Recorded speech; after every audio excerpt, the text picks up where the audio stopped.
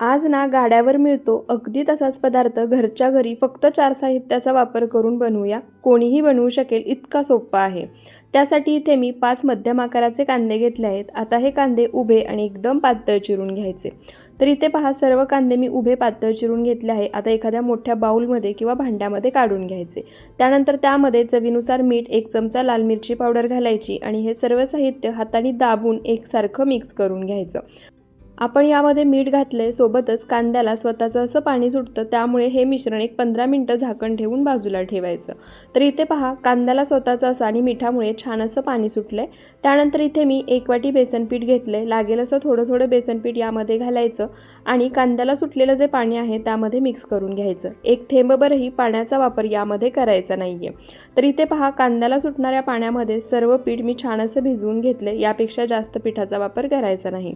कढईमध्ये तेल गरम करायला ठेवलं होतं. आपण नेहमी भजी तळण्यासाठी जसं तेल गरम करून घेतो तसंच तेल गरम करून घ्यायचं.